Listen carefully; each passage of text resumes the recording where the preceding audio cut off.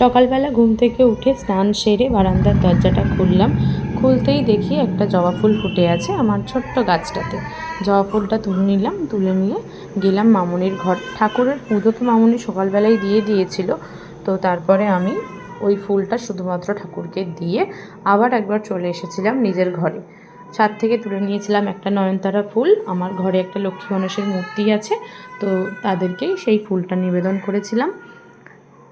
নিচে গিয়ে চা বিস্কিট নিয়ে বসে পড়েছিলাম, আর ছেলে মামনির সাথে একটু বারান্দায় দাঁড়িয়ে দাঁড়িয়ে গল্প করছিল।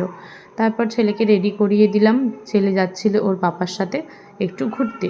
ঘুরতে মানে আজকে তো ছুটির দিন, ওর বাবা বাড়িতেই আছে, তো বলল একটু বাজার করতে যাবে। তো বাজার করতে যাওয়ার সময়ই ছেলেকে নিয়ে গেছিলো। এদিকে ছেলে বেরিয়ে পড়েছে, তারপর মনে পড়ছে জুতোটাই পরানো হয়নি, তো আবার ফিরে এসে তাকে জুতো পরানো হলো। জুতো পরে ওরা বেরিয়ে যেতে আমরা চলে এলাম। মামনি এদিকে রান্নার জোগাড় করছে, ভাত বসিয়ে দিয়েছিল। কিছুক্ষণের মধ্যেই আবার বাবা ছেলে দুজনেই ফিরে পড়ে, আর অমনি এদিকে মামনিও মাটনটা বসিয়ে দিয়েছিল কষানোর জন্য। দেখেছো কীরকম মাটনটা হচ্ছে? আমার তো এখন থেকেই দেখে খিদে পেয়ে যাচ্ছে, কি আর বলি। মাটন হলে না আমি আর থাকতে পারি না, 3 বেলা আমার ভাত চাই। মামনি মাটন করছে, আর আমি কিছু জামা কাপড় ছাদ থেকে তুলে আনা হয়েছিল সেগুলো গুছিয়ে নিলাম। ছেলেও ঘুমিয়ে পড়েছিল। বরের যেহেতু ছুটি ছিল, তো আজকে একটু পাখাগুলো সমস্ত ঘরের পরিষ্কার করছিল, আর আমি এদিকে গাছটা রেডি করে নিচ্ছিলাম বসাবো বলে। তো গাছটা দিয়ে গেছিলো বিট্টুদা, ওদের বাড়ি থেকেই ডালটা নিয়েছিলাম।